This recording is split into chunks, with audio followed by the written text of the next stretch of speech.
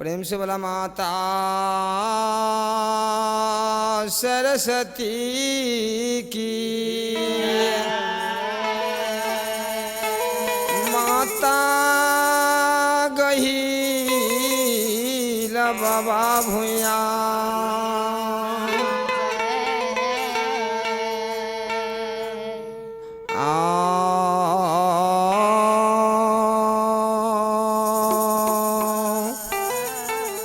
बाबा के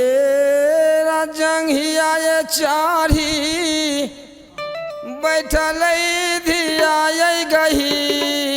लाए।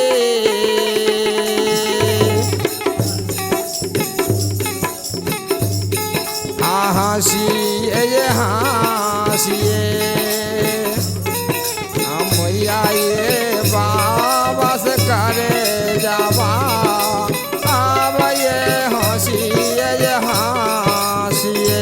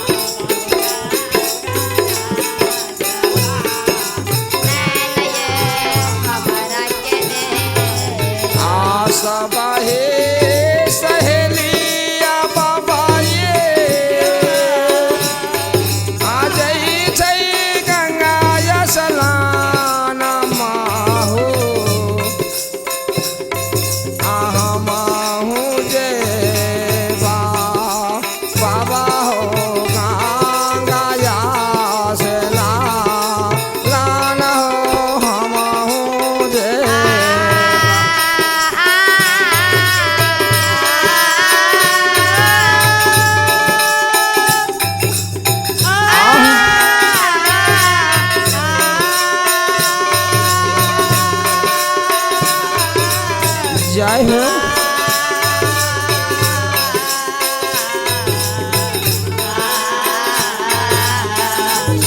जिया हो ना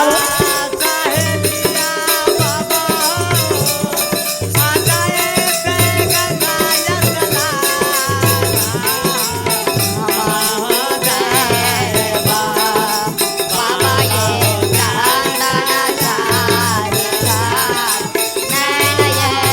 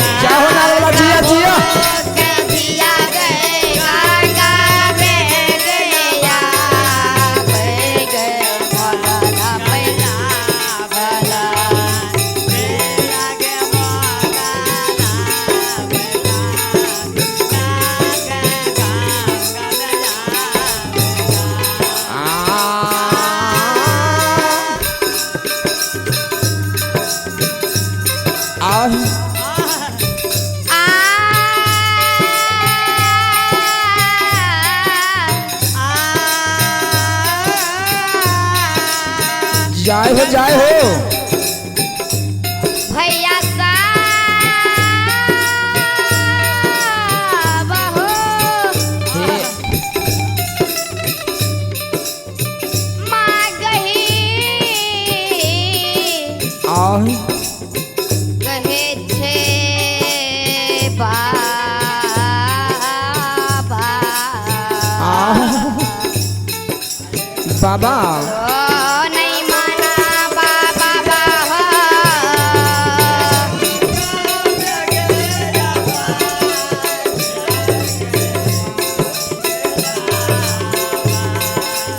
आओ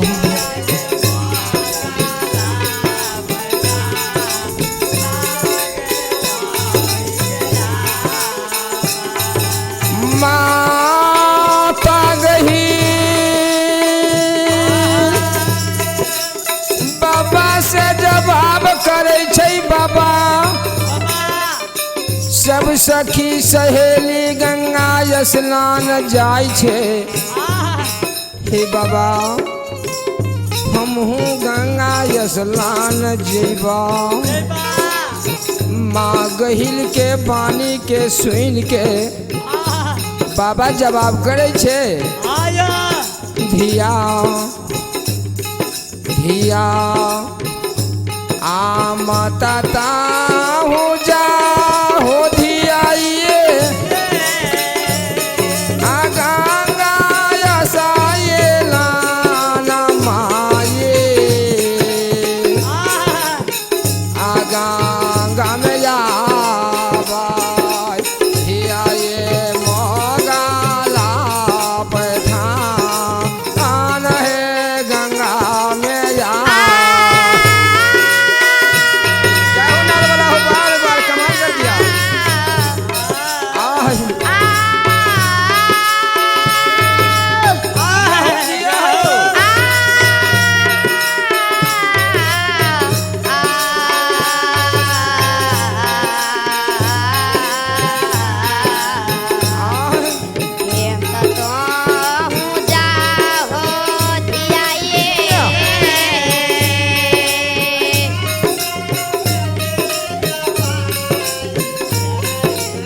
आह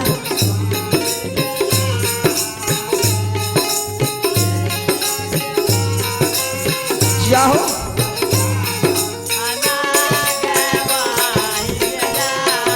आ माता चाहू जा हो धिया ये आ गंगा यसाये लाना माये आ जानू है जा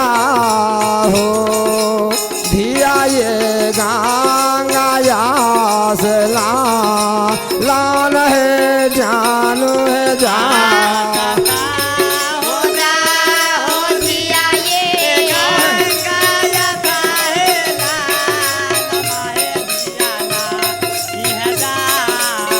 जाओ जाओ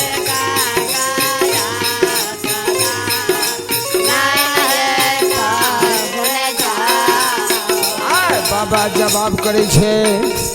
माँ गहिल से बाबा जवाब करे छे की कहे छे आ घर ही में पोखरी खुनई बौधिया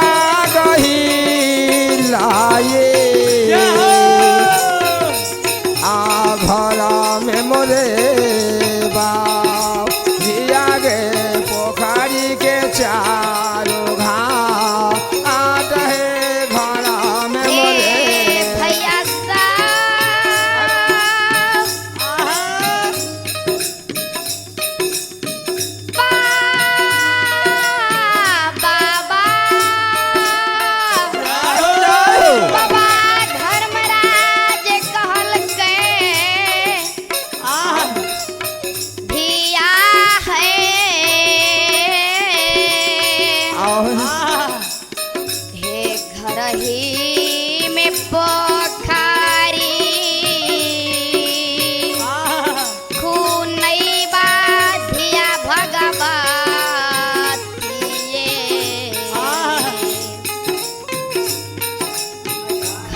मैं मुराए जय हो जय हो आहे जय हो जय हो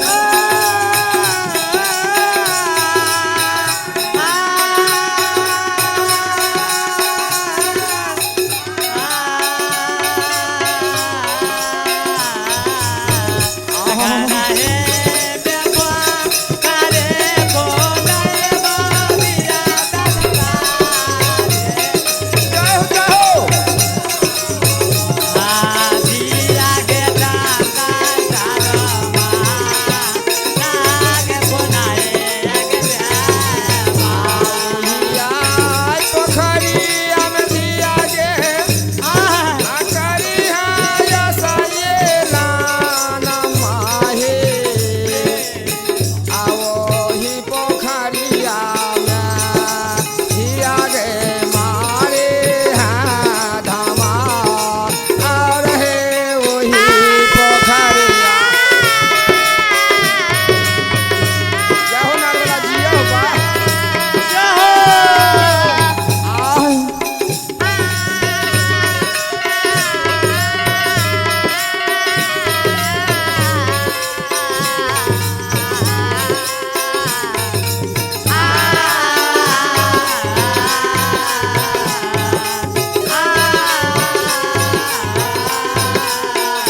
यो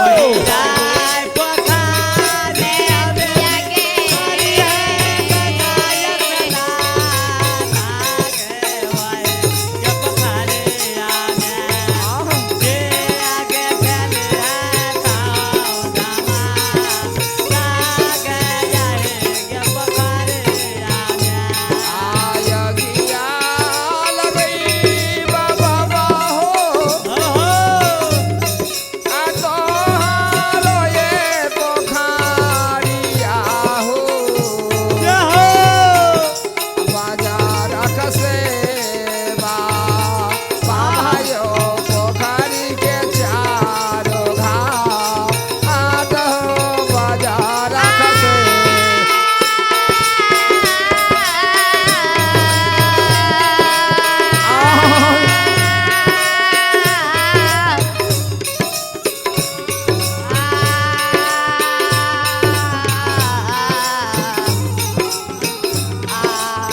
जय हो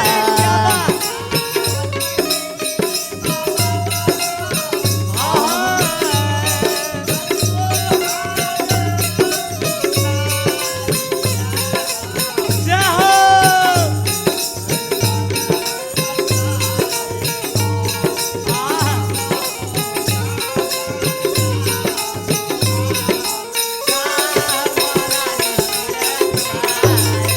माता गही बाबा से जवाब करैया बाबा हो आ कहलो ने मान बाबा ये बारा गाना नहीं हमें मानबा हो आहमाहू जे बाबा हो गाया से गान हो हमाहू जे जय हो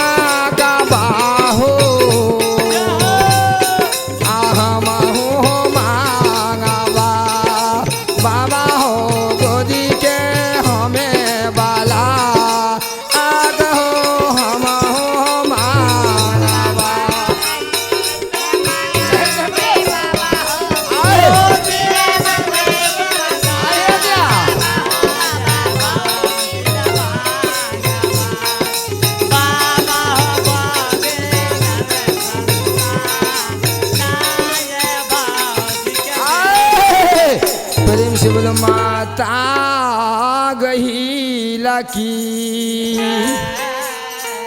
बाबा भुइया महाराज की हे यो बाबू साहब। ये गंगा कैसेट गंगा कंपनी ने मैं गंगा कैसेट में गायक कलाकार रामकांत पजियार और मेरे साथी है अजय कुमार यादव बेंजू पसंद करने वाले जिला दरभंगा थाना कुशेश्वर स्थान टोले पछिया रही। मेरे नाल पसंद करने वाले बिरजू सदा जिला दरभंगा थाना कुशेश्वर स्थान ग्राम फगदुलिया। मेरे झायल पसंद करने वाले लीजिए झायल पसंद करने वाले राम दयाल यादव दिनकर यादव जिला दरभंगा थाना कुशेश्वर स्थान टोले पछिया रही। पेट बजाने वाले सुनील दीवाना लीजिए जिला दरभंगा थाना कुशेश्वर स्थान टोले पछिया रही। और लीजिए मेरे जो संगीतकार है अनूप कुमार यादव मेरे शंभू के देखना। और मेरे कोई है इसका बाद लीजिए जो राम यादव और मेरे भगत जी हैं शिवनाथ पजियार जिला दरभंगा थाना कुशेश्वर टोले पछिया रही। प्रेम से बोला माता भगवती की आके जो तो राया हे गहिल माय पोखरी है खूना इलाका मैया पोखरी है खूना काये के जो है मोरा मैया है मोरेला का चारो भाग आट है के जो है मोरा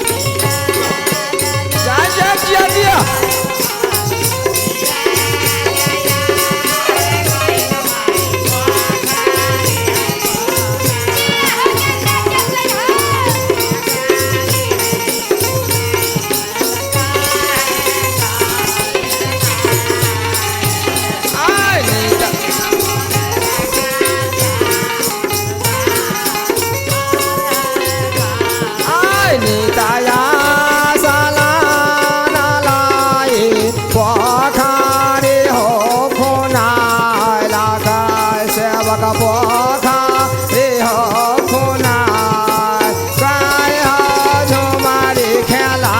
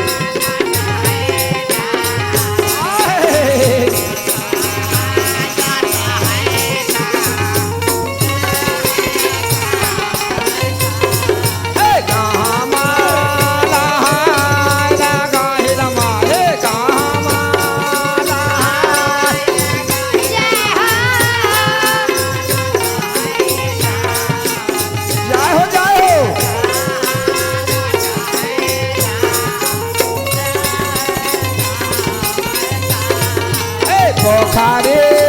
नहाय सब रहे आला हो धारा बाबू रहे आला हो धारा बारका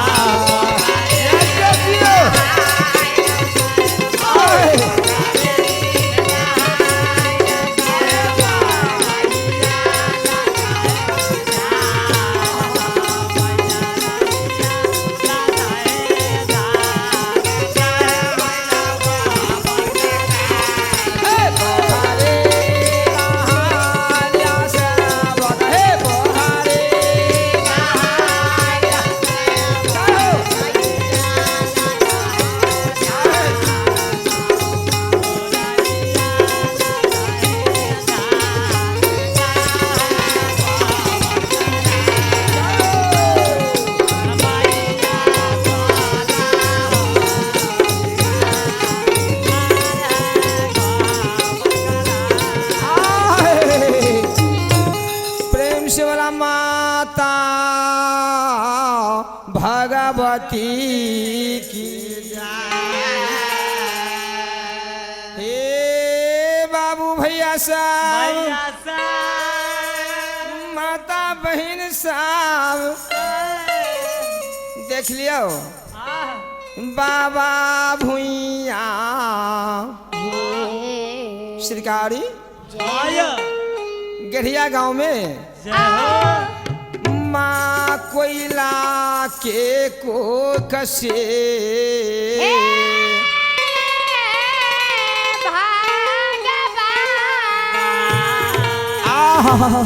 शिकारी माँ कोयला पूरन जादव के कहई छै स्वामी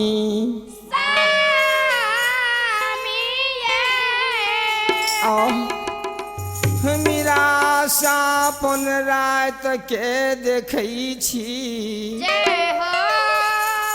मीरा गर्भ में कभी श्री राम कभी लक्ष्मण कभी कृष्ण कभी कन्हैया कभी ईश्वरा कभी महादेव स्वामी सापर देखे जी हमरा कोख में पैदा लेतई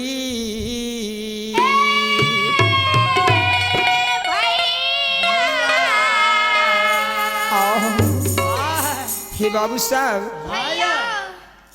पूर्ण यादव कहे छे पतिव्रता हे पतिव्रता जौ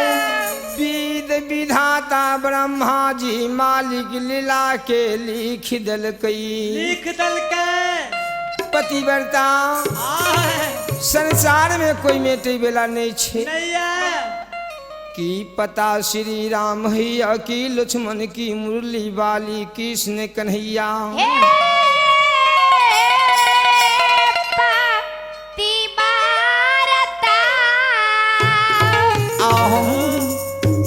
सापन से ओ माँ कोयला पतिव्रता से जवाब करे छे जय हो हे यो बाबू साम भैया या सिनमा समय आया बाबू साम आए यदहायन हरिया यदहाई जोरिया में आए हे बाबू साहब जय हो जैमे दशहरा कहे छिए निज दशमी के हे भगवान ये आहू निज दशमी के बाबा भुइया माँ कोयला के कोई कसे जन्म लई छै माली ए बाबू भैया सा माता बहिन साहब जब बाबा भुइया माँ कोयला के कोई गेढ़िया गांव में जब पैदा लेल के हो समाज बाबा 14 कोस कावा खड़ में दीप जल गए दीप जल गए यो बाबू साहब बाबू साहब वही राजा लभट्टा दरबार में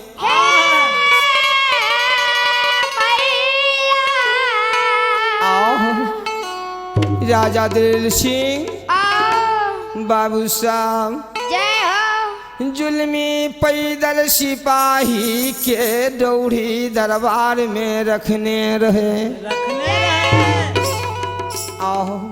पर विसनगर के जे कोई काजा आओ हीरा दराख को सलपुर राजा आओ बाबू साहब भैया बाबा भुइया के जन्मते इजोत भै गेले सरकारी आओ इजोत के लीला राजा दिल सिंह लभट्टा दरबार में देखी छे हे यो मन मन बाबा विचार करैया हे सुनो सुनो सुन बैया सुनियो हे यो सुन बैया गबैया सुनियो हे यो गबैया मजा बैया सुनियो माय बहिना गे प्रेम से सुनियो धर्म लीला ध्यान में रखियो भैया सुना सुना सुना भैया सुना बे गम के बाबू भैया सुना बे ए सुन भैया ग भैया सुना बे माय बन्ना ये ध्यान से सुना बे धर्म का लेला परे मत सुना बे हे यो बर बर लीला भुइया बाबा चल गई जय हो हे यो दुनिया साना सर में रचल के सुना भैया सुना सुना कर मेरा चलक हे बाबू साहब भैया राजा 14 कोस के इज्जत के लीला के देख के मालिक बाबू साहब जुल्मी पैदल सिपाही के भेजे छे जय हो हे रे जुल्मी रे पैदल सिपाही ये अपना राज में देखी कौन रैयत पर जाके घर में आग लग गए 14 कोस राज में रात में इजोत भै गलैया हे रे बाबू साहब हे बाबू जुलमी आहा। राजा के बानी भैया सा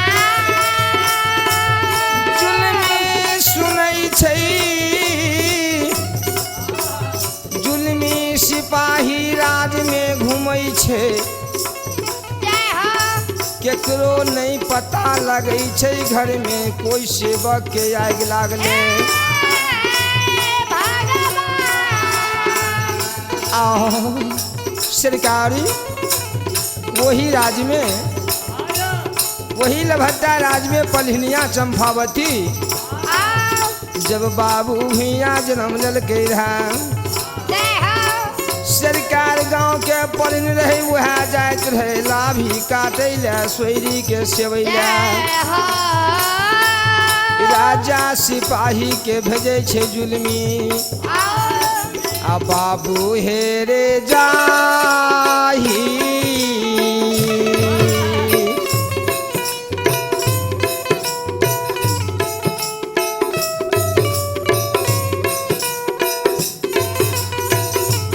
आ जाही जय हो आजुला मेरे सिपाही बा आ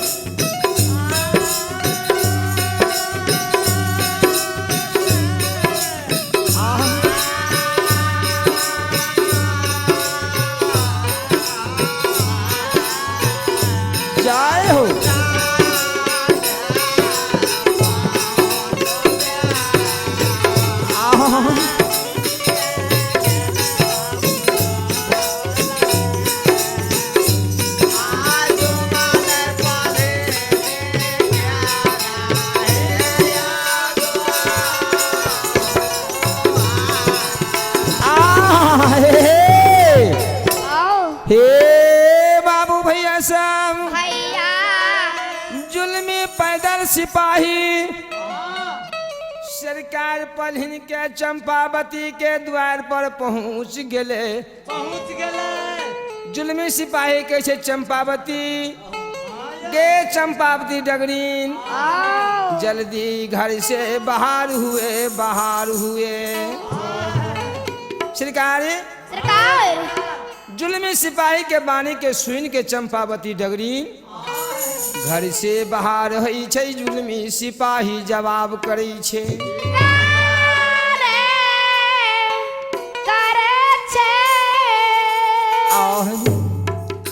कल कई पहलनी आ गई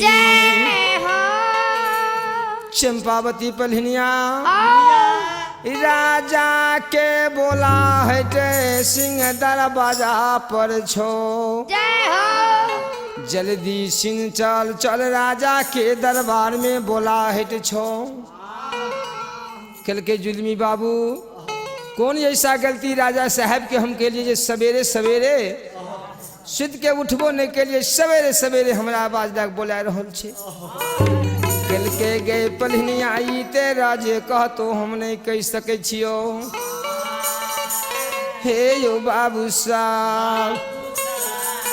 आये राबारा हाला बाटिया होना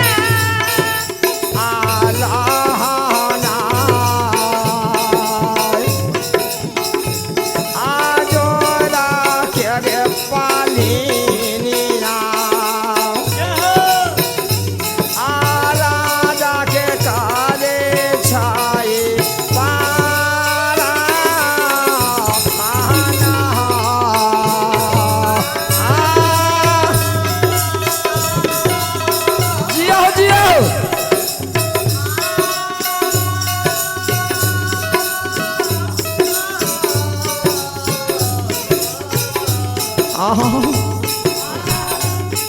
जय हो सुनील दीवाना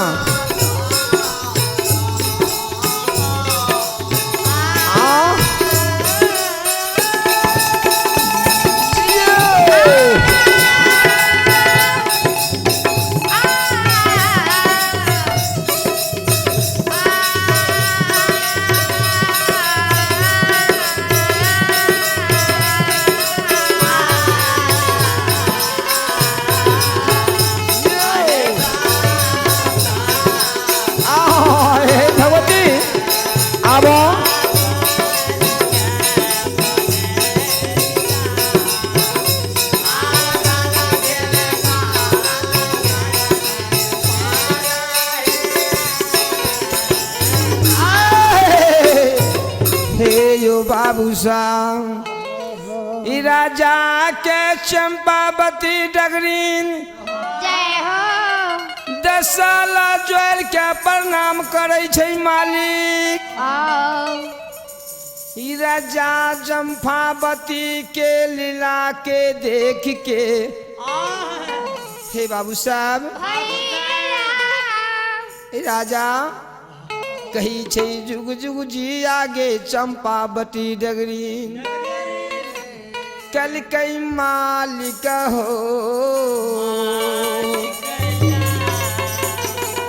रे ये ते सवेरे जुल्मी पैदल सिपाही के भेज दिलिए सरकार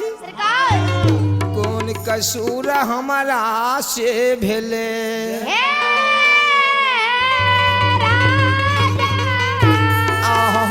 मालिक कौन कसूर ऐसा भै गए सवेरे सवेरे बोला ले लिए हे हो राजा जब चंपावती पलहिनी के बोली के राजा सुनई छै राजा कहे छै चंपावती के 14 कोस के राज में ही बताओ कि ककरा घर में आग लाग गेले कौन रैयत पर जाके घर जेर गेलैया पलहिनिया गे ए पलहीन कौन रैयत पर जाके घर में रात में आग लाग गेले 14 कोस में जोत भै गेले पलहिनिया जवाब करे छे हो मालिक मालिक हे हो नाही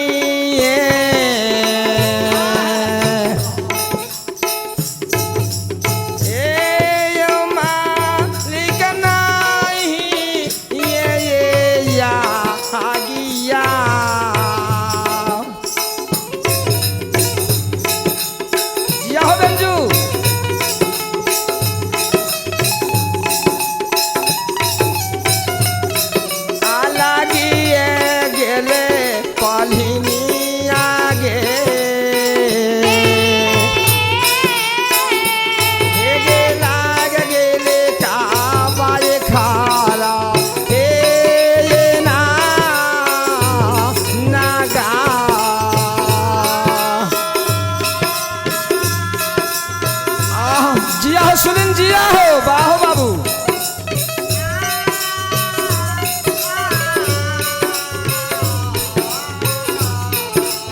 जाए हो जिया हो गंगा कैसे जिया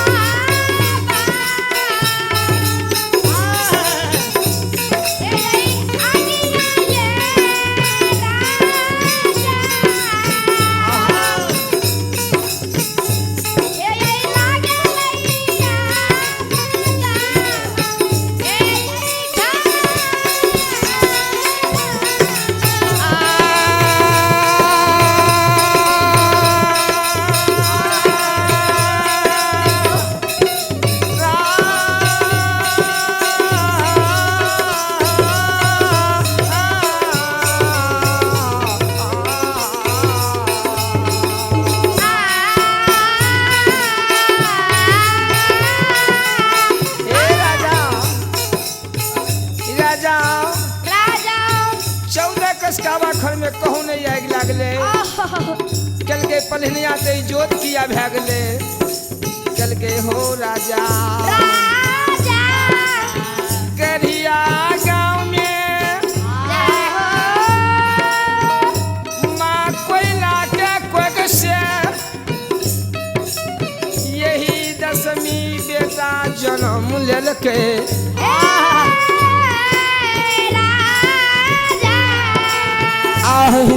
राजा निज दसवीं के बउआ जन्म लेलके हो राजा ओकरे जन्म से 14 कोस का वाखर में जोत भै गेले राजा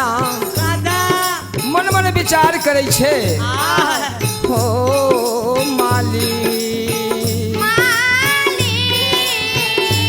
राजा कहे छे गे चंपावती डगरीन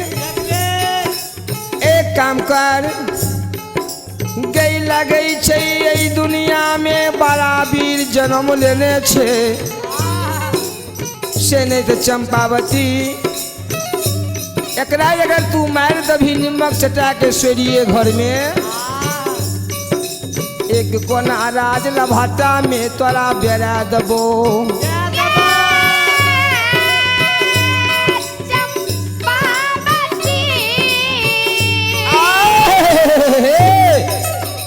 राजा कहे छे चंपावती चंपावती आई बालक के अगर तू सोरी घर में मार दभी लभट्टा में तोरा एक कोण के राज लिख देबो गई बलायंस बली बेटा गढ़िया गाँव में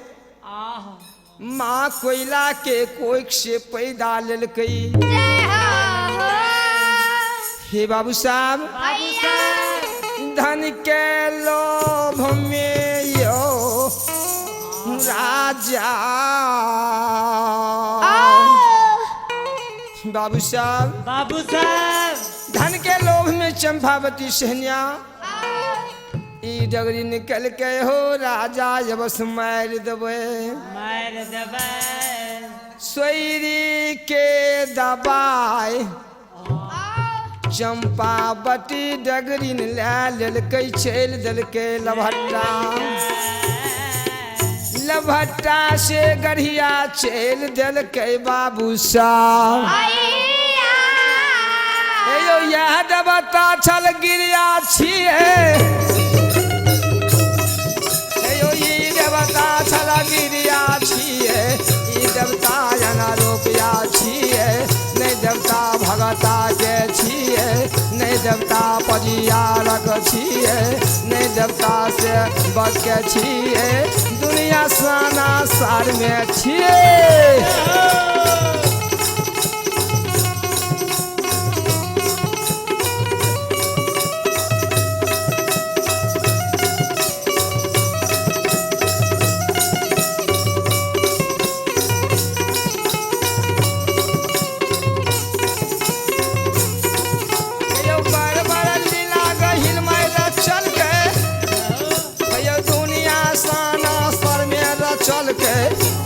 गौरव गाहिल माय तोरे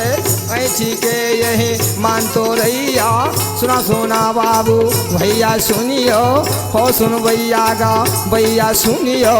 माय बहना गई बिहार के सुनियो